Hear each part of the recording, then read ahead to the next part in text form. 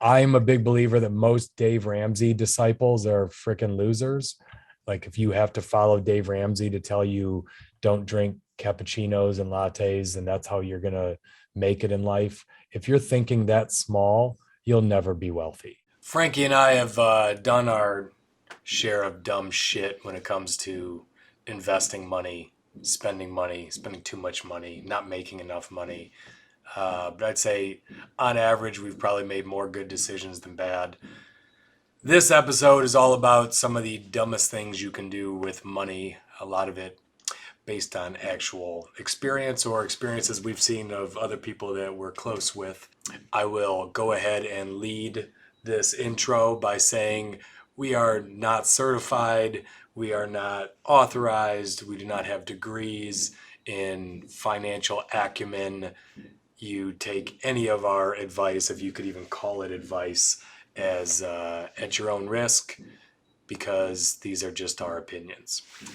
One opinion we do have is we love you very much for showing up every week and listening to us. And if you are not sharing this amazing show with your friends, by God, start doing it. You're listening to Let Me Speak to a Manager with Frank Cava and Ian Matthews. What a crock of shit. Yeah, that was hot mic, Sam. You can't say God here. Don't worry, nobody's listening anyway. Do it live! I'll write it and we'll do it live! Frankie! Ian, you son of a bitch. Frankie, what's the stupidest thing you've ever done involving money? Besides the time I waste on this podcast. That doesn't count. That's a deliberate action of ignorance over 18 months. So after September 11th, for some reason, I decided to buy airline stocks, and I bought American Airlines, or it was US Air back then. And they notified everybody that they were going to file bankruptcy because airline stocks got decimated after 9/11. And they ultimately filed bankruptcy and did a restructure. And I sat there and I watched it erode in value until they filed bankruptcy. And then I looked at my account one day and I realized my $4,000 was zero. Gone. It eviscerated, just completely gone. Now, as a grown-up, I know, and with a stable internet connection, I know I could have sold that at any given moment and just hit the sell button and been out and gotten my money. But back then I was kind of paralyzed by fear. I didn't understand it. I was so busy working. I didn't pull my head up, and poof, it just disappeared. Was it kind of one of those things where if it had been $40,000, you'd have done something, you'd have got some advice, but it was $4,000, it was stressful, but you just didn't want to think about it? It was so stressful, you didn't want to really go admit that you lost that money. So you were, I think it's a combination. Ignore it, maybe it'll go away. Maybe. And I also think it was also back in that part of my life. I was 26. I didn't have the counsel I have around me now. I didn't know who to ask. I didn't know what to do. I thought it was a major undertaking to figure this out. So I just kept procrastinating. And suddenly the US government, through bankruptcy law, forced me to no longer procrastinate because they made a decision for me.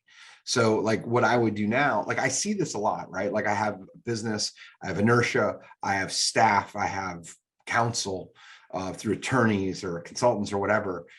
I can make decisions faster because I understand what decision to make, and I have people around me that I trust. And I know I can just give it to so-and-so, they'll give me a good decision, comes back. Back then I didn't have that. So I just said, well, I don't know how to deal with this. I'll just keep kicking the can. And I kicked the can so long that it was, it evaporated. So I've told the story of me buying penny stocks so many times, but I have another one when I was a lot more educated. So when I bought penny stocks, I was 22 and I didn't know what the hell, I just kind of chased some money. But fast forward, I'm a lot more experienced. It's 2009. The financial crisis is in the early stages. I would say past early stages. It's pretty clear that the banks are all in deep shit. Stocks are all way down. I mean, ton down. Bank stocks are all down 30, 40%, 50% in some cases. And my financial advisor, as I was talking to him, what, are we reaching a bottom? What do you think? And I'm normally pretty sane about this kind of stuff, but I was I was on the forefront in the mortgage business, finances, where in my mind, they were all going to make it. It wasn't as bad as I thought it was. And at the time, UBS had these instruments, and they called them structured products, which were pretty much just tranches of crappy stuff. And one of them was Lehman Brothers.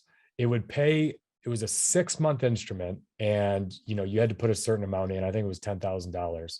And all that needed to happen was Lehman Brothers didn't go out of business. It was something where like the stock just couldn't fall 75% from where it was. So this Lehman Brothers had already got cut in half. And in my head, I'm like, it's Lehman Brothers. It's been around 100 some years. Lehman Brothers isn't going out of business. They had them for Bear Stearns. But why would UBS have that if it didn't think there was a serious chance? So what these big houses were doing, they were putting these derivative projects together because I think they knew these things were going bad and they owned their bonds or they owned other things they couldn't get rid of. So they were selling to try to hedge and make money on fools like me that pretty much just made a $10,000 bet that Lehman couldn't go under. And like 3 months later, Lehman went under. I lost all $10,000. That was the end of it. And I guess where I felt like an ass was, one, it was hubris. I thought I knew too much. I thought just because the past said that banks never went under, that could happen in the future. I didn't stop to ask myself why UBS would even be offering that. It just seemed so absurd to me that it felt like free money. When something feels like free money, it almost always has bit me in my life. But I am now just incredibly skeptical of any product that claims anything to be too good to be true. That wouldn't hurt my pride more than, and it's not like I didn't miss a mortgage payment because of that. It was a lot of money. It sucked. But I think my pride was hurt more of like, how could I have fallen for something this stupid? You and I were just talking a minute ago about going to New York, right? Like I was encouraging Ian and his wife to get away for a few days, go to New York. My wife and I did this not too long ago. And the reason I'm bringing this up now is I think it fits perfectly with what Ian just said, around like kind of not understanding something or not believing it could possibly happen. And that makes you really dumb for moments in time, right? So we went to New York and we went and saw the show with David Byrne in it. We had incredible seats, and it was good. It was rated like 4 point something stars out of 5.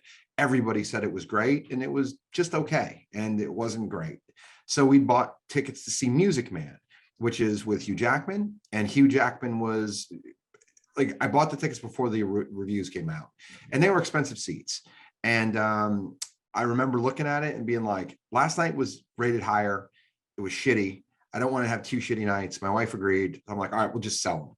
And I think I paid like $300 per ticket. And I'm like, no one's going to pay $300 for these things. So I'll just mark them at $200. And I was stupid because I was feeling the emotion of what I felt the night before. And I was like, well, if I want to sell these things, there's clearly not a market. Kind of like Ian, there's no way Lehman Brothers can go out of business. So I had Carla go into StubHub and list them. And within 4 seconds, they were bought. StubHub thought I should have listed them at $3.99. And I sold them for a fraction of that. I'm still kicking myself. So I'm like, how dumb could I possibly be? This is the business I live in. But if I look at the dumb decisions I've usually made, I've been uneducated. I don't know the market. I don't understand things, or I'm emotional. I remember Ian and I talking when Steve Jobs died. Like Ian and I both made money on Apple, but I gave away a lot of upside because I sold it because Steve Jobs died. Like, there's no way they can replicate this. They've done just fine with Tim Cook, but I didn't think it was the same company. So I panicked and I got out. So like, even if you're a good investor, you're not perfect because you're human and you fall prey to emotions. So there are a couple of examples of like, dumb shit that we've done because we're human and we're not, I'm not a stock trader. Selling Apple, I don't consider it one of my great losses of all time. And the reason of course not. The reason why I don't is I'd have to go look at exactly what I did with whatever capital I had from that Apple stock. So if I'd have got out of Apple at the time and bought Google or Microsoft, or if I'd have used it to buy an industrial property, it's probably a wash. So what But again, that was an emotional decision we made, but it also had some rational basis. Like that guy pulled off some miracles to get the company where it was. So we weren't as comfortable owning it with whoever was next. We kind of owned, it'd be the same with Berkshire. I don't know that I would own it after Warren. I just don't know if I will. Part of me emotionally shares? likes knowing he's there. Your B shares? My B shares. I own the B shares of Berkshire Hathaway. So this episode is all about terrible money mistakes that people make. And we have 12 of them that we're going to talk about today. We've made a lot of these mistakes, but not all of them, actually. A lot of these mistakes are mistakes we've seen friends make. I think Frank and I now we're both 25 years out of college. So it's kind of an interesting point to be retrospective, because we knew a lot of people 25 years ago that were at the exact same broke level we were, that were starting at ground zero, graduating college, and we've seen what's worked and we've seen what's not worked. So I think this episode, we both really are kind of recalling what we've seen from different people that have been around us in our network that have made smart decisions and have made some not so smart decisions. So without further ado, number one, since I just prepped it by starting with college, Frank and I often talk about student debt and just how crippling it is. And I think the number one terrible money mistake that I see, and this is not to say we don't believe in college, it's student debt. And Frank, I have a lot of experience in looking at student debt. For 13 years, I worked in the mortgage industry. And aside from someone's where they live, whether they own a home or rent, and their car, student debt is by far the biggest monthly payment most people have when you look at it. And I have seen some incredibly outrageous monthly payments people made where the return couldn't come close to justifying how much student debt they've taken out. Talking about people who took out $200,000, $250,000, $300,000 for a bachelor's degree that got them a $40,000 salary. And I think there's a couple of things behind this, Frankie.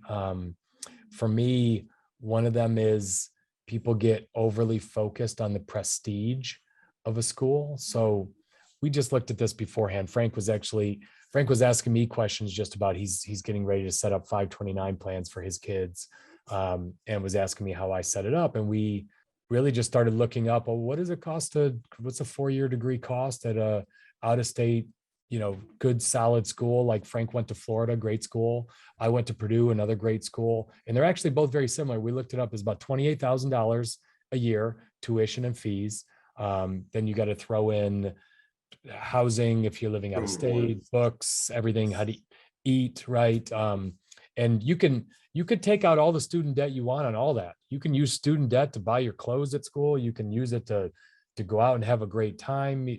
It's not, it's kind of the wild, wild west when you look at a lot of student debt. But let's just take Purdue, for example. Purdue is a top 10 engineering school, $28,000 a year.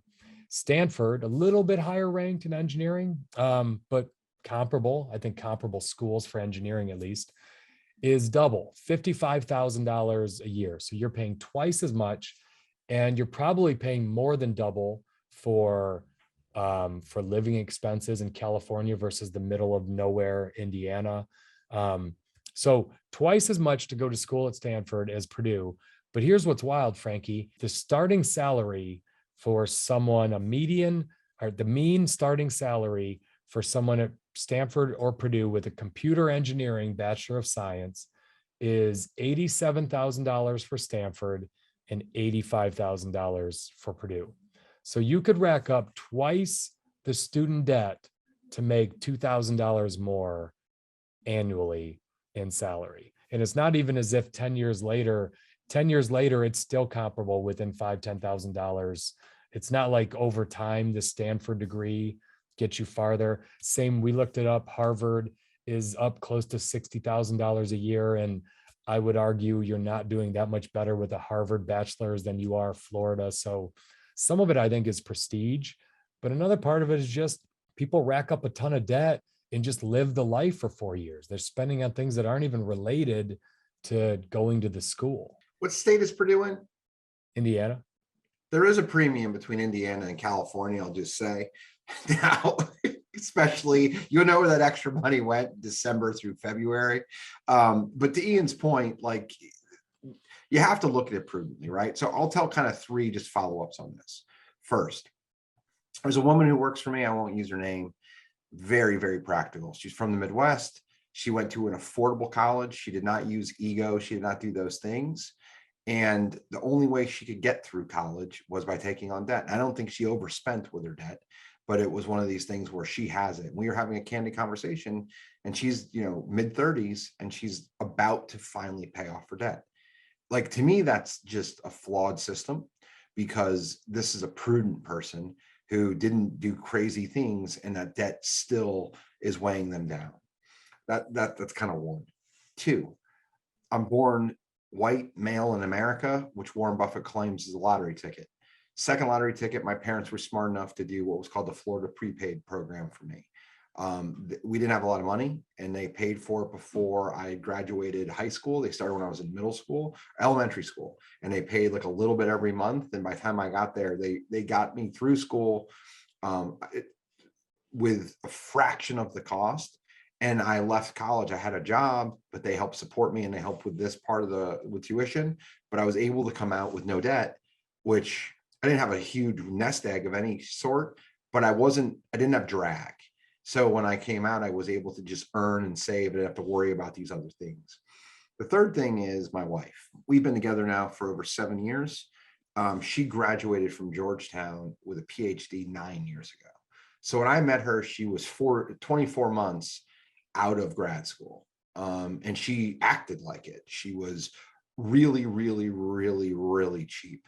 Her dad says to her, he calls her Lizard. He goes, Lizard, you can stretch a nickel so tight that the buffalo would shit. Because in the old days, the nickels had a buffalo on them. Like, she's really, really, really tight with money. But there's a reason. She was looking around, and she had scholarships, and she was living in Washington, D.C. on $19,000 a year, because that's the way it works for upper degrees. So she had to stretch it. She had to get a job. With that $19,000, she had to find a place to live. So she lived in like awful places. She'd figure out like how to kill cockroaches for the first month she lived there. And like literally, these are things she went into. And she'd go out with her friends, and like she'd buy a bag of boxed wine and stick it in her purse and smuggle in a glass, or take a glass from the bar and drink stuff out of her purse. Because for entertainment for the month, she had $40. And she knew if she spent more than $10 on this night, she was gonna run out of money. So she lived like this, and she looked around and she's like, how are all these other people living like this? Are they just rich? And it turns out she graduated, had no college debt, and they all did. So you're going to have to pay at some point. There's going to be suffering. The suffering is either going to be while you're in school and you're living below the poverty line, or you're going to suffer for a very long period of time afterwards. And that's the trade-off people often make in racking up student debt. You look at some of the student debt. I mean, these terms are 10 years, 15 years. And I don't think a lot of people stop to think about just how long that is in their life, that payment could be going to investing in stocks, investing in real estate, investing in things that are generating a return for you. That's just dead money you're putting into. You're putting dead money into something that, if you're going to do it for, and I think these two are tied. So number two, which is tied to the first part, is just choosing the wrong field, the wrong major, the wrong industry, the wrong company. So I think so if you go take a bunch of student debt out to get a computer engineering degree at Stanford, I'd still say that's probably a decent idea. You're out in the middle of all of the action. If you're into that, if you're into programming, if you're into technology, you're into startups, it's good. The network's going to help you find something exciting, sexy. That skill you're learning is always going to be in demand, high demand if you can be good at it. You're going to pay off that student debt much faster than somebody who goes and takes $200,000 of student loans out and gets a management degree. And I'm not talking about management, I'm talking about a management bachelor's, which a lot of people take, or some benign major that is an accounting degree or, jobs that are going to get you a $45,000 salary, to go take $200,000 of student debt out. $200,000, that used to be what a doctor did. And doctors are in financial trouble for the first 15 years, always. I mean, every doctor I've talked to was damn broke until they were 40 years old and paid off their debt.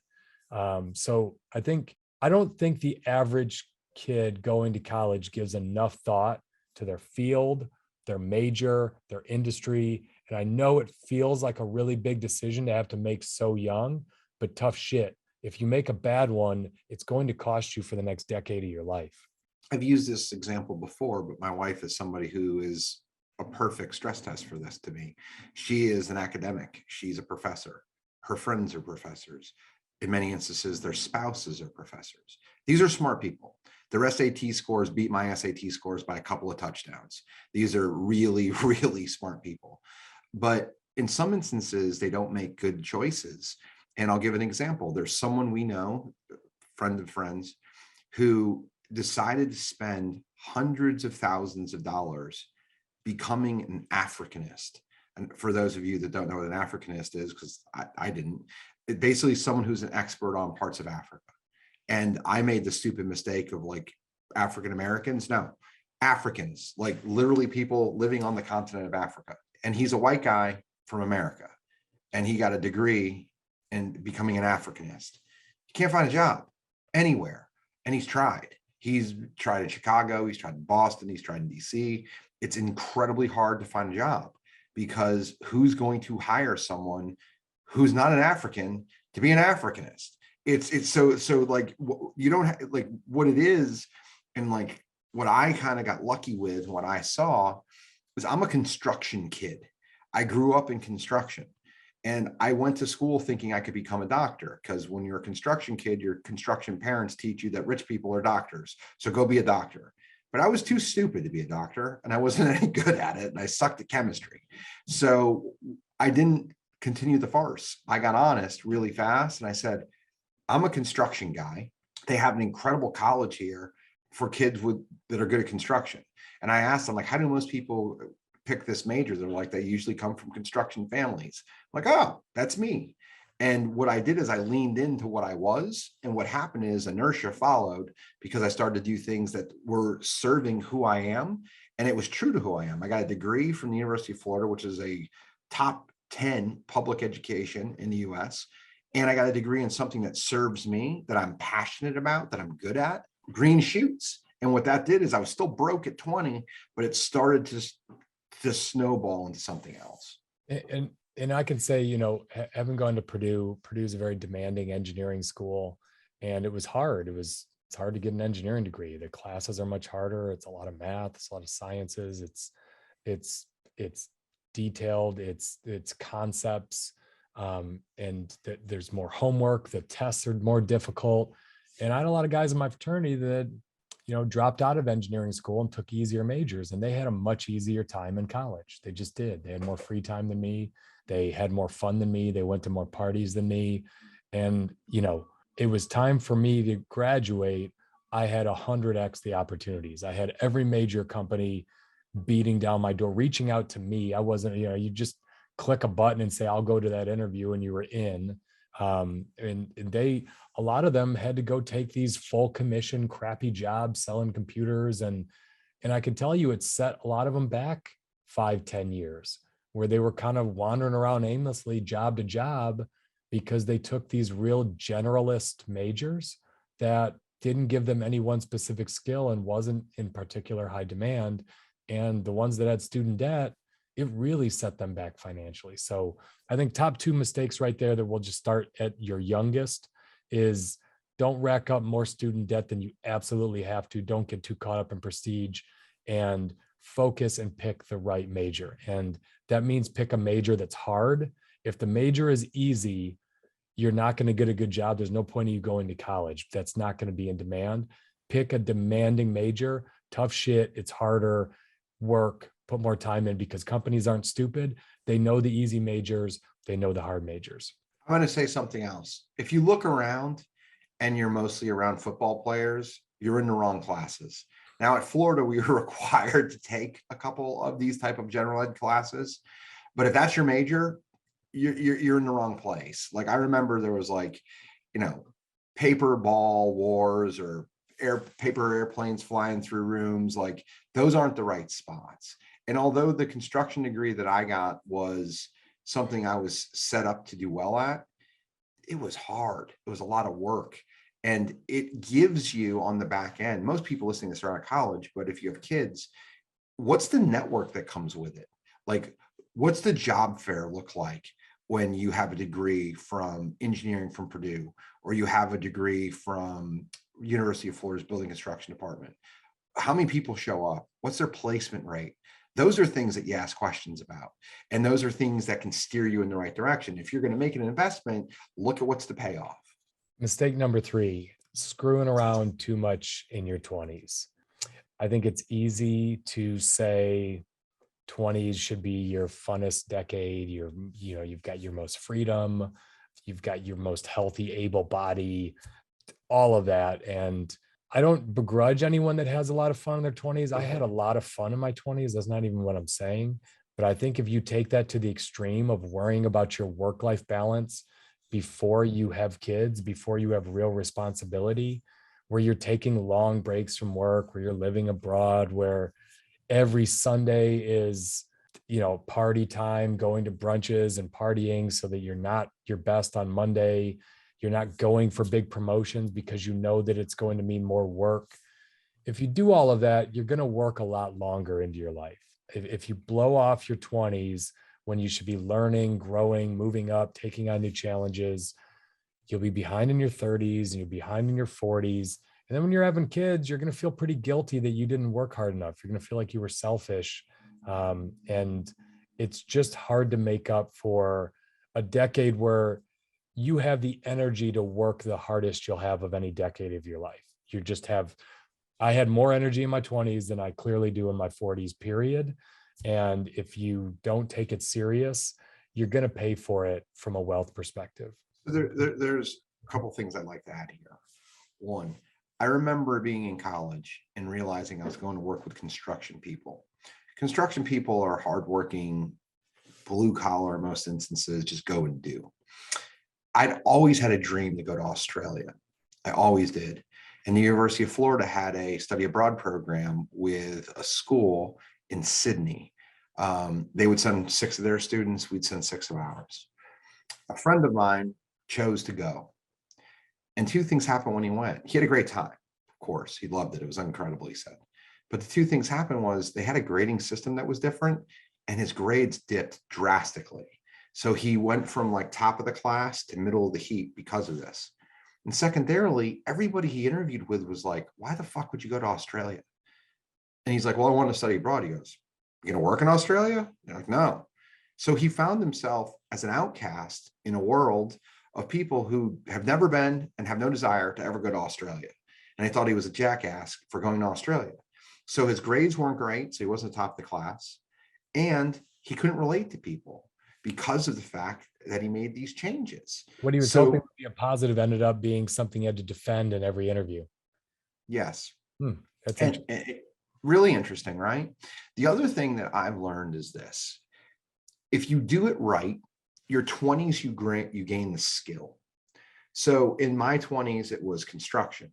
It was estimating. It was sales. And I was fortunate enough to be a manager by 27, 28 years old. So I learned those things. And then by the time I was 30, I was able to kind of get my 40s streamlined. If you do it right, you learn the skill in your 20s, in your 30s, you're managing it. And in your 40s, you're either an executive or an owner. And that's your 40s or 50s into your 60s. If you set it up right, are your really big earning years, right? So I remember being in my 20s and there being a snow day. And I remember all my friends screwing off. And I remember it would snow in Virginia like 1 or 2 times a year. So I remember like the first year it happened, I'm like, I'm going to go run my project. And I came home at 6. And at 6 o'clock, everybody was drunk because they've been drinking since 10. It happened the next year. I was promoted by then. I'm like, I'm going to go to work. Around 4 or 5 o'clock, I finished. I was the only one working. They were all drunk. Third time it happened, I was in another job. The people who were out partying every time it snowed year over year over year were in the same jobs. And I was always in a different one. because I embraced that. And by the time I was in my 30s, I was a manager. And by the time I was in my mid 30s, I was an executive. So I delayed some of the early stuff. I didn't go party. I missed some of those things. Now, Ian did a better job than me having more fun in his 20s. But what happened for me is I saved, I earned, and I continued to get momentum in my career because I really focused it. And what it's changed into is my 40s are very, very different, drastically different than what my 20s look like. So my 20s, you know, I worked an insane amount of hours, probably the most I ever worked. Maybe 30s were close, but I love something you just said. What I accumulated most of in my 20s was not wealth, was not money, because you're kind of taking on more debt. I got married, you got to get a house, there's certain things that you have to do. But what I accumulated a lot of was experience. I would say the 20s was the most uncomfortable decade of my career. And it was uncomfortable at my own choosing. Every time I would get remotely comfortable in a job, Frankie, I would be banging on the door for the next promotion. I'm talking about every year. If I got even remotely close to being good at sales, I was begging to manage salespeople. I was always just barely able to do the next job, but it made my 20s a very stressful part of my career. I mean, at 28 is when I moved to DC so now I had to live in a new city. I had to learn a new industry. I'm running a profit center to go to NVR. Everything I did was about building skills and experience. And in my 30s, I worked as hard, but the jobs were easier for me because I put that grind in my 20s. I put all those hours in so that when it was time for me to run a business in my 30s, I was prepared for it. I was very good at it. I accumulated experience that helped me earn a hell of a lot of money in my 30s. I get into this debate with my wife a lot because she's an educator and she has a liberal perspective because she's on a campus. And some people don't have the same upward trajectory as other people. There's no doubt. Now, I would argue that I don't have the same upward trajectory as other people either. I didn't go to Stanford. I didn't have 1490 on my SATs. Like, I had to earn and grind to get what I had. But the point is this, it's if you don't get yourself in a position or put yourself in a place that has upside, you're never going to have it. So if you're the Africanist, your best case scenario is maybe being a professor in that realm, where if you're going to miss in my world, you can miss in a. Just think how depressing that is, that your best hope could be to be a professor, ruining other children's lives by teaching them a major that they're going to have a miserable life learning a stupid major that's not going to earn them money. Like, just think of the downward Perpetuating circle. Oh my God, that's awful. Sorry, go ahead. You're fine. But the point of it is, if you put yourself in enough of these positions, things can change. And Ian kind of threw me off where I was initially going with this, but I'll take it this way instead. It's if you put in the work and you build the value, which most people aren't willing to do. Warren Buffett has a famous quote: most people miss opportunity because it's dressed in overalls. You got to put in the work. But if you put in the work, what tends to happen is in your 30s, your 40s, your 50s. Ian has been called in a couple of times to run high-level businesses. He gets paid a ton of money by the hour. I get paid a significant amount of money by the hour to be a consultant. When Ian and I are brought into deals, the hourly wage we are paid is similar to, like, I don't know, middle reliever in the NFL, in Major League Baseball. Like, the numbers are astounding, but it's because we built an incredible foundation in an environment or in an industry that is valued. And then we get to be specialists for moments and get to utilize that skill. That is not something like, I remember, like, if you watch a TV show and you're like, they bill $1,000 an hour or something crazy, like, those are big numbers. But if you do it right and you market yourself properly, by the time you get to middle age, you actually get opportunities like this. And it happens to lots of us if you just have done the right things in your 20s and your 30s and you build the right foundation. Number 4, money mistake, just living above your means. This one didn't take a lot of brain power for us to put on there, but it's a little obvious that you have to put it on there. Now, when you develop expensive tastes a little too quick, now Frank and I both pay way more than probably the average listener of this show would pay for a bottle of wine. Correct. I was 23, 24 years old. That was not happening. I was buying Miller Lite cases and drinking them in my apartment with friends before we went to the bars because it was cheaper than paying for one in Chicago. So I think it probably goes without saying, but I would say most people screw this up. They get their first raise, they immediately go upgrade their car. Their next raise, they go live in a better apartment and they take on. So they're kind of never, people run up credit cards in advance of their annual bonus. I've seen that so many different times where people are just can't wait to get their bonus, can't wait to go spend it. So, and a lot of that just has to do with their tastes are running ahead of how they're performing. So a few interesting things. I desperately wanted to buy a house when I graduated from college. And the house for me was an instrument to flip into something else. I was going to build it myself. It was in force equity. I knew that if I lived in it for 2 years, I could sell it, and I could sell it tax any gain up to $250,000 tax free. So this was a strategy. This is one of the things that moved me from Florida to Virginia. As the company I worked for had that program, and I wanted to do it. But I remember looking at bags of carrots at like 22, 23 years old. The little carrots, the little small carrots that come in the bag. Like, I was packing my own lunch, number one. And number two, I was looking at the difference in cost. It was like $2 extra to buy the carrots that were cut. And I remember for 3 fucking years, I'd peel my own carrots and eat them. And that would be like a snack during my workday. And I would peel them, cut them, put them in a little plastic bag. And I was saving $2 or $3, which, if you listen to our stuff now, we spend lots more money on things that are way more frivolous than carrots. But it's because we cut the carrots 20 years ago that we get a chance now not to. And that's it. Ian said something about like not taking your bonus. Ian and I have a few mutual contacts from our days at the publicly traded builder. And a few of the people that work there, like March 15th was a big day. It was bonus day. So whenever you work there, you will get your bonus on March 15th. And there's a host of different bonuses that will all come due. And there was somebody who's fiscally irresponsible, that I would learn later, who was always excited about the 15th. And I had another friend who was very, very, very prudent. And I'm like, what did you do on the 15th? He's like, oh, there was a auto draft deposit. I didn't even look at it. I just went to work. And that person is filthy rich. Like, they didn't look at it. It was just another event, just got deposited. Where this other person looked at it as, this is a bonanza. I'm going to go out and spend, and I'm going to buy a new car, or I'm going to put in a pool, or I'm going to sell my options. And the other person who just, took a little bit off, but left the rest of it in play. The power of multiplication through appreciation and through compounding is real. And I think this one pairs pretty well with another one on the outline, Frankie, that we'll just get to now, which is just, if you live above your means, the way to live above your means, if you're not generating income, is debt, is taking out more debt than you can. It's in, when you're younger, it's in the form of credit cards. But if you're living on credit cards, it's your fault. There's no one else to blame. It just means you can't control yourself. You can't not go out for things. You can't not spend on things. It probably means you're driving too expensive of a car. It probably means that you're living in too expensive of a house or too expensive of an apartment. And I think if you can just take the mentality of credit cards are evil and really believe that when you're younger, then when you get older, you use them to get points, other things, you pay them off right away. You don't pay the interest.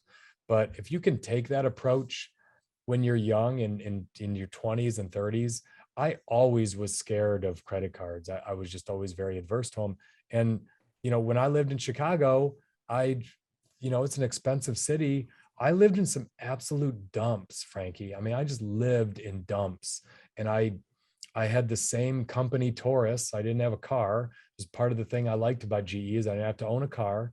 And I lived in a dump where, like, literally, if it rained, it was dripping into the apartment and into the stairwell, and it was a fire hazard where I lived, which isn't the smartest thing. But I wouldn't take on credit card debt, so I needed extra spending cash to be able to have fun and go out with my friends all the time, which I like to do. But I wasn't going to do it on credit, and I knew a lot of guys that just financed those entire 5 years after college on credit cards, and they some of them had to end up living with their parents again for a while just to pay the credit cards off. I mean, Ian made fun of me relentlessly for the cars I drove. I mean, I lived in crappy houses for the first 2 years out of college, and I drove I still drive a comparatively a shitty car. Like I don't drive a decked out Mercedes or drive a Chevy. And I have always driven like slightly used cars because they're less expensive. And because I can pay it off in 2 or 3 years instead of 7, and I can take those next 5 years of money and do other things with it. And it's a derivative of debt or credit cards, but it's something to do. The other thing that I've noticed a lot of times is like people will buy things when they go on sale and you put it on a credit card. It's like, well, that was $450. A lot of people have gone broke buying things on sale. If you don't need it and it's not a must, and if you're not paying cash for it, it's one of those things that will very much limit you later. And it's what we call in my business, we call it drag. It's one of these things that just has drag. Like having debt causes drag. When it's time for you to go buy your house, and Ian was working in the mortgage industry, you'd see all these things like bad decision with college, debt, bad decision with credit cards, debt. Those two things would work against your credit, and it'd also limit how much your DTI, your debt to income, those add up. You can afford less house, which is shelter, if you have other debts, and these things all work in unison. In general, if you're going to have, Frank and I both like debt. We both are comfortable with debt. We both use debt to create more. Not consumer debt, but not consumer going debt. to use debt. You can't use debt on depreciating assets. You can't use debt on things that go to zero or go to less than what you paid for them. Debt on cars, debt on clothes, debt on housing, debt on what we use debt on appreciating assets or assets to cash flow. If I can use debt to get another asset that sends me a monthly payment that covers the debt and pays more and pays it down, love that kind of debt. Most people don't use debt for that reason. They use it to floss. They use it to get things to show off a certain amount of I've made it to their neighbors to try to keep up. So be careful with debt, and that goes along with living above your means. So now that we've said all that, we had to kind of get that out because you can't be a dumbass about the way you spend. But I also think mistake number 6 is thinking that you can save your way to wealth. And you might be able to do that. You might be able to, you read these stories about people that saved for 50 years and now I'm a millionaire and I never made much money, but it's a miserable way to live where you're cutting coupons and, you are not spending money ever. You're known as the cheap friend. I'm a big believer that most Dave Ramsey disciples are freaking losers. Like if you have to follow Dave Ramsey to tell you don't drink cappuccinos and lattes and that's how you're going to make it in life. If you're thinking that small, you'll never be wealthy. And there's 2 ways to win a baseball game. You can either play really good defense and have great pitching and try to win every game 1-0 or 2-1, or you can just smash the shit out of the ball and outscore everyone you play. And, what I would challenge you is which team is more fun to root for. I've rooted for and I've coached teams that did it the hard way. Great defense, great pitching. Now it's great to have all 3, but usually a team has one or the other, a great lineup or really good defense. Man, it is miserable to root for the team that does it all with defense. Every game is a nail biter. There's no room for error. You always feel like your chin is up to the water and the water's rising on you. Instead, just try to earn more. Try to focus on producing. So this stat was pretty interesting in our half-ass internet research that we found. 97% of American households will never earn more than $200,000. And so if you're trying to become wealthy just by saving money and not spending, that's not a life well lived. I would argue, go take more chances, go invest in your training, go invest in skills, go invest in ways to make more money, seek out jobs that aren't comfortable for you, seek ones out that have a little more risk, but a higher ceiling. Earn your way to a place where you don't have to say, I'm not allowed to drink Starbucks coffee in the morning and that's how I'm going to become rich. Because that's kind of fool's gold to try to save your way to becoming a millionaire. Our society values people who earn. If you can produce and you can earn, the society pays you. Like, what kind of life are you living if you can't afford a Starbucks? What type of a life are you living if you're only ordering off the left-hand side of the menu? I have unbelievable number of acquisition people, salespeople that work in my business. And they say, one of the things I love about it here is we're uncapped. You're damn right. You bring me $1 million deal, I'll pay you the commission based on your commission schedule for that $1 million deal, because you just made the company a ton of money. It is uncapped, earn, go earn, self-source, find. I love it. Now, there are people in the accounting department who are really good at saving, but those jobs pay very differently than people who can go earn. And they're really good at what they do and they have a value. But there is a set of the way society works on the major upside is having that ability to earn. The sweet spot is if you can earn and you can still spend below your means, which Ian and I get on here and joke about bullshit we spend money on, but we spend way less than we could based on what we earn. And that is the sweet spot, because the majority of the stuff that we do, we'll take debt, but we reinvest our cash in the assets that grow. And that's what starts to happen. And we're both in our mid 40s. If we're still doing this podcast in 20 years, who knows? But in our mid 60s, if we're still alive, we're still going to be buying assets, and we're still going to be reaping the benefits of the assets that we started building in our 20s that have allowed us to go into our 40s and beyond. I mean, maybe we'll be even drinking less. I mean, maybe we'll be drinking like Coors Lights, like my boy Bill. You know, he's richer than God, and that's all he'll drink is a Coors Light, and he used to drink fancy wine. So maybe as we get older, we'll get even cheaper. We'll get even more miserly. Could happen. So number 7 mistake. Speaking of miserly, marrying the wrong person. I think this one, again, 25 years since college. I've been to a lot of weddings. I've been in a share of weddings. I also know a bunch of those weddings that didn't work out. I think there's a number of different directions we can go here, and we could do an entire episode on marrying the right person. But there's 2 things that I want to make a point of, and then you can jump in, Frankie. Your spouse is kind of either a headwind or a tailwind to your earning. I'm very fortunate in that I've been married to the same girl for 20 years, and she has always been a tailwind. And what I mean by that is she's my biggest supporter.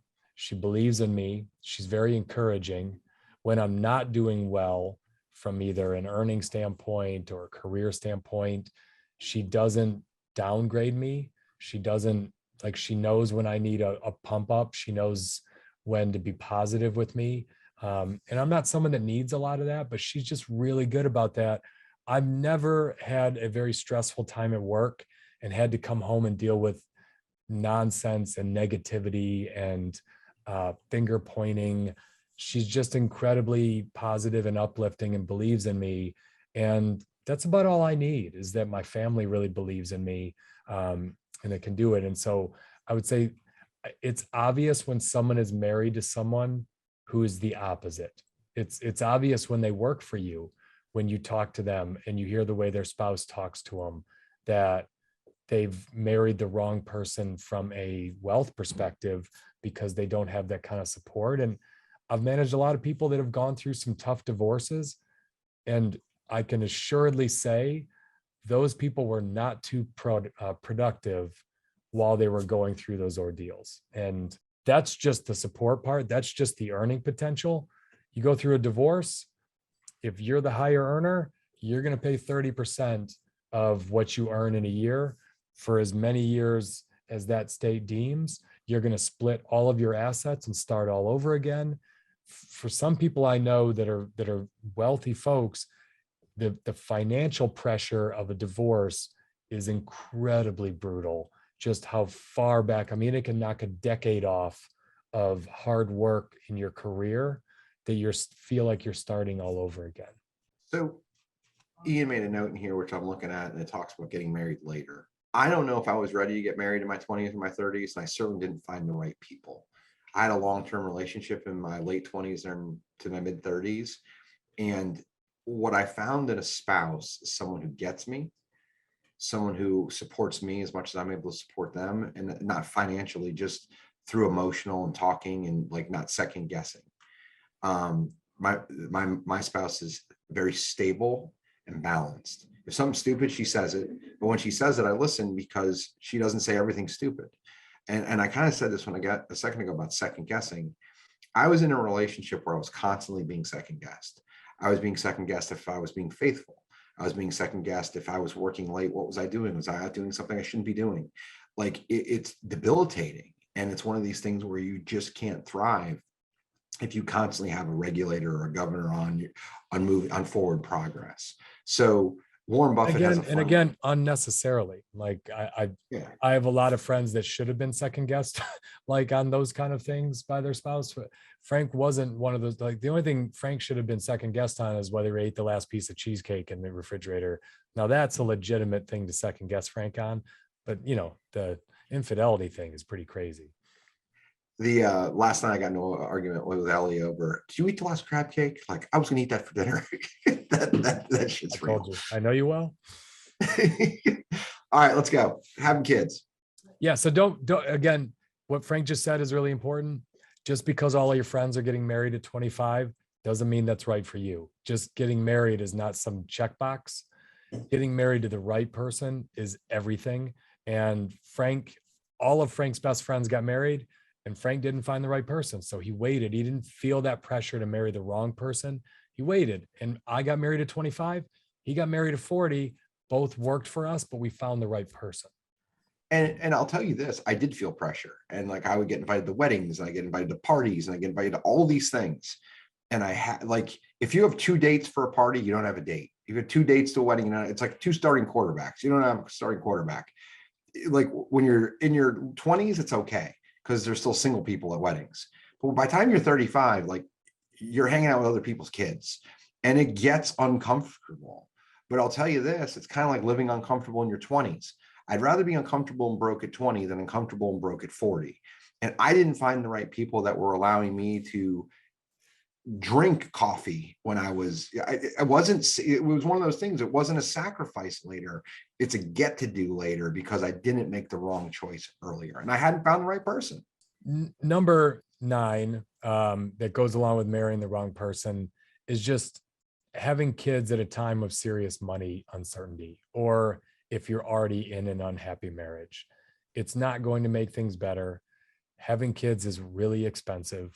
You're now paying for multiple people, and a lot of your money goes to it. If you're going to have kids, you're going to put a lot of pressure on a marriage in general. The last thing you want to do is bring them into a world where you are already feeling like you have uncertainty with your job, you have uncertainty with your pay, you have a whole bunch of debt and nothing in assets.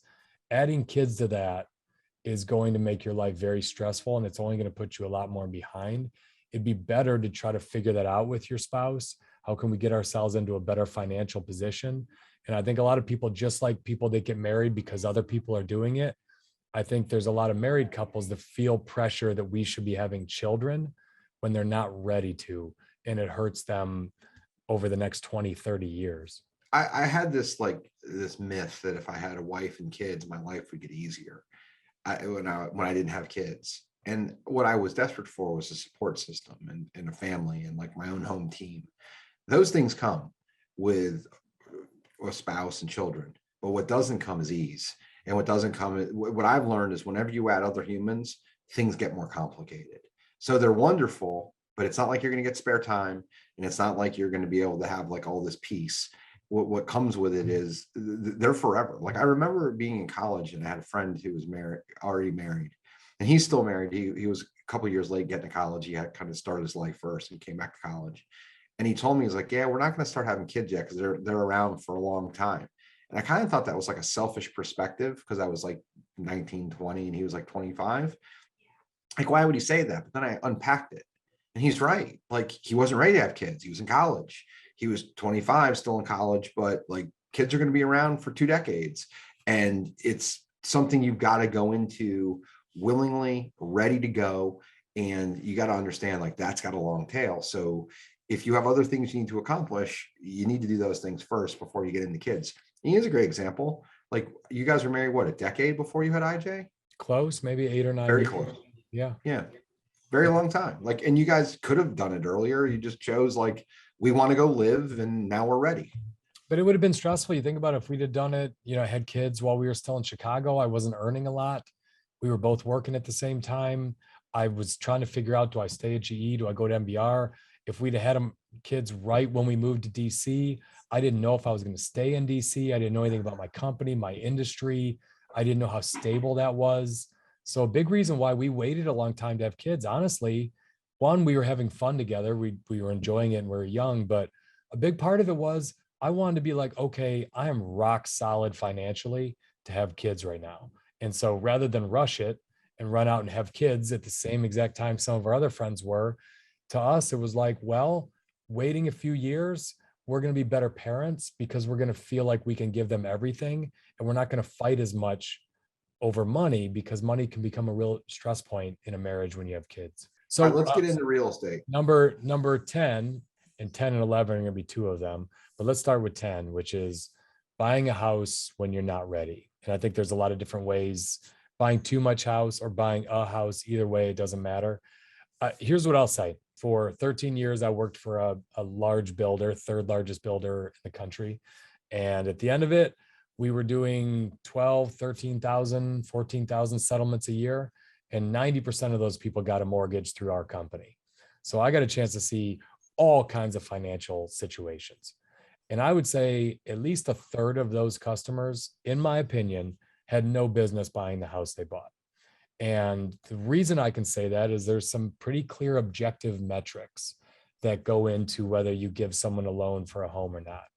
And the biggest one to me always, aside from credit score, was what was their monthly income and what was their monthly payment on the house, principal, interest, taxes, and insurance.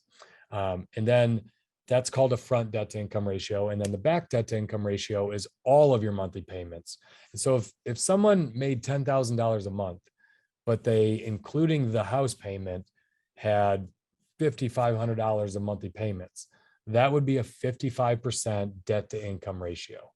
And Frankie, we did loans all the time at 45, 40, 50, 55% total debt to income ratio. And that's before taxes. So now you start thinking about after taxes, these folks have hundreds of dollars maybe left in the bank to live. And they're buying this expensive house. And Frank knows it because he sold these houses. These folks would move into this house without, I mean, we'd have 3 months of reserves, maybe reserve payments they could make. And they had to get just a scrape together a gift from family just to get into it. And Frank would go see them, say hi to them because he'd stay in the community, and they'd be living on beanbags for months, some of them years. They couldn't even afford to put curtains in the house, to paint the house, to put furniture in. All why? Because of the societal pressure that you haven't made it unless you've bought a house. But buying a house for some people means financial ruin. So there's another way to buy the house. Most normal communities, if you buy a new home, for example, they have 5 floor plans. They got the really small loss leader that gets you in the door with a low price. And they've got the blown out massive house on the top end. And what people usually buy is 3 or 4, but almost nobody buys 1 or 2. So 1 and 2 are the lowest price, 3, 4, and 5 are the highest price. And that's what they do. They're like, oh, I really like this one, but this model home that's number 4 out of 5 is, I could stretch into it. And what you do is you stretch into something that makes you house poor. Instead of like, it's my wife and me, I'll get a 3-bedroom. You got to get the 5-bedroom. That's where societal pressure comes in. And you go from a debt to income ratio of high mid-30s, which is reasonable, to 50, because you just can't help yourself. It's like people at buffets. You go back for your 4th plate because you paid $30 for the buffet. Clearly, you don't need to eat that much. And if you're home alone, you don't eat that much. You get emotional and you're like, I'm going to capitalize on this. And that's a lot of what happens. I'm seeing this right now. This is the second point with housing, with Airbnbs. Everybody right now is ecstatic about Airbnbs. Like, we got to go own an Airbnb. Like, an Airbnb at its core is a second home. You're going to buy a vacation rental. And in Ian's world, people don't Airbnb it. They just keep it vacant all the time. But in my world, people are often buying Airbnbs. And I'll ask why. There's 2 reasons. There's inventory in Airbnbs because it's discretionary stuff that's luxury. So it hasn't been gobbled up by the hedge funds, and it's easy to find inventory. So people chase it. And most Airbnbs are run illegally. They're not paying the hotel tax because hotel tax is quite expensive. So what they're doing is they're running it and paying taxes as a single family, and you're capitalizing as a commercial investment. Eventually that's going to come to roost. And I think you're basing a business around a lie, essentially. So to that end, you're doing it for ego and you're chasing yield that doesn't really belong. And those two things are, I think, could potentially set you up for incredible ruin, because who the hell needs a second house? People that make 20 million a year, like, you're better suited not spending all this money on a house and instead just having 2 incredible vacations a year. It's going to cost you way less long-term. Frank and I couldn't agree more on this one. I think folks that buy second homes in general do not have enough money to do it. And I think they do it because it's like a trophy, because they know someone else who did it. And it sounds cool to say my house at the beach. I think, and there are so many people that own a second home, and you ask them if they have any income generating real estate, and they don't. All they have is a second home. If you're buying a second home before you have real estate that pays you rent, that pays back, and an Airbnb doesn't count because most people don't make any money on that shit. If you're doing that, one, it does a couple of things. You feel like every vacation now has to be at your second home. You don't go anywhere. That's the only place you ever go to. I think you should have a net worth of 10, 15 million dollars before you buy a second home, because I could think of so many better things to go put that money into. It needs to just be a plaything, like buying a second car when you get a second home. But most people, they got an 80% loan on that second home, and they're trying to go there 3-4 times a year, and they're barely scraping by to say that they have the second home they go to. Just fricking buy some flights and go stay in a hotel in a great city with your family anywhere in the world. When you're ready to go pay as you choose. It's a terrible financial decision to buy a second home for the vast majority of people. And the reason they do it is to try to keep up with other people. So Frankie, as we wind this down, the last thing we had on the outline, and this is a pretty obvious one, is just people that think they're traders. They think they're stock market traders. They trade too active, and they're buying and selling all the time, trying to time the market. If you don't have time to study stocks for 15, 20 hours a week, you have no business trading in and out of equities. If you're not studying, if you're not reading every quarterly release, listening in on the conference calls, paying close attention, reading the Wall Street Journal every day, reading every bit of news on the company, just buy it and hold it forever. Don't trade in and out of it. And so many people trade in and out based on their emotions. They're up 22%, so they sell and they think maybe I'll buy the dip, and then it runs another 50%. The mistakes I've made, all of them in the stock market, have been I was too active. They were never I sat too long. They were all around I moved too fast. I moved in and out of things too much. So to me, if you don't have time to do that, let someone else manage your money or pick something else to invest in. A lot of novices do this. I did it with the 2 stock examples I talked about earlier. I traded Apple at the wrong time, and I clearly didn't sell US Airways at the right time. I jokingly said to someone a couple of years ago, they're a flipper. They flip houses. He's like, well, we bought it. We overpaid. We spent too much on construction. It took longer than we thought. We didn't make any money, but it was a really fun experience. And my response was, can I please add you to my buyers list? It's the perfect person who's going to overpay. And that's what trading too actively is. You're a novice. You can't beat a bunch of people that are sitting in front of, I guess, Bloomberg machines up in Wall Street. You're not going to win. So you're better suited not doing those things and looking at it from a different perspective. Let's wrap this thing up. My summary, Frankie, out of all 12 of these mistakes, I think they come down to 2 things. The first is a lack of initiative. So I don't pay enough attention. I don't know enough to educate myself on some of this stuff. I don't read enough about it. I don't pay attention. And so I'm never going to get myself into a good money position. As we were looking at this, Frankie was just telling me that a high percentage of people in his company, he offers a match in his 401k, and a high percentage of people don't take it, even though it would be money right out of it saves Frank money because they're not choosing it. It would be pretty expensive for him. He has 50 employees. If they all took it, but they don't even take his money that he's willing to give them. We looked at it, 92% of employers that have a 401k plan offer a match, and nearly 30% of people don't take it. It's literally free money. One of the simplest, easiest decisions you can make is to take a direct 100% return tax-free on your money, even if it's $1,000, $2,000, and people won't even help themselves. So I say initiative is one.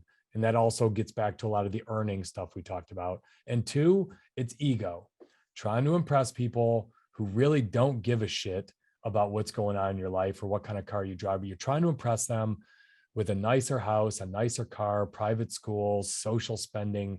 I know a guy who complains all the time about a job, absolutely hates his job, hates his company, hates everything about his career. He just bought a brand new $80,000 Mercedes. Well, guess what he's going to be doing more of?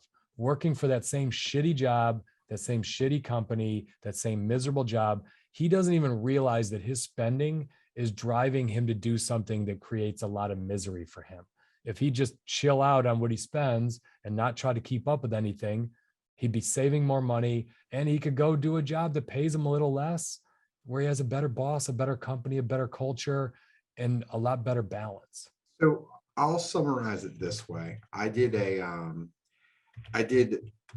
one of my best deals. So I picked the right major for myself. I got a degree in construction management. Once I didn't take on too much debt in college. Once I graduated, I began to read. We didn't put the investing in yourself. We talked about that a bunch, but I began to read, and I read a book by Charles Schwab, a pretty simple book, Learn to Earn, I think it's called. I read the book, and it said that one of the things you could do is invest in companies that you believe in, late 90s. So I believed the company that I went to work for was a good company. I listened to everything the CEO said. I wasn't an insider illegally, I was able to buy my own company. And I did. I liked everything they said. So I bought stock for $38 a share with my first bonus check. It was roughly $2,500 worth of stock, and I bought it at $38 a share. This is like late 1998. Stock promptly dropped in toggles between $30 and $33 a year for like 2 years. And I'm thinking I should just sell it. In 2007, the stock peaked, and around its peak, I sold it for $825 a share. My $2,500 was worth like just under $60,000. I used that with a hard money lender. I bought a house that I flipped. I made $40,000 on that flip. First flip I ever did. I owned some other real estate that I lived in, but it's the first one I ever flipped. Sold that, paid taxes on it, of course. And I took $2,500 and I turned it into $100,000 for a 4,000% return, which is pretty good over around a 10-year period. It's not bad. I don't remember what I did with the other $200 was in the bonus check. I think I blew it at a bar in DC. My guess is you bought rubbers back then. That I never used. But to that end, that's taking all of the worst things and aligning them in a way that it worked out perfectly. It's investing in yourself, all the stuff we talked about, and just making decisions that are in a wheelhouse that you can do well at. And long-term, it had an incredible positive effect. I'll close with what you led with. You should listen to us with great money advice, because Frank and I are clearly smart by pouring thousands of dollars into this podcast that no one listens to. A great money move by two pillars of money strategy. There is no doubt. We also both offer courses individually, of course, on how to maximize the amount of time you spend. Frank, there's also probably a disclosure that should be in here that you shouldn't listen to us about money, but we'll put that in here. Maybe we'll put it back in the beginning. At some point, when this thing goes on. As always, you probably shouldn't listen to Frank and Ian about money because we're dumbasses. Frankie, great talking to you, man. Make some money moves today. Always a pleasure, brother. You dude.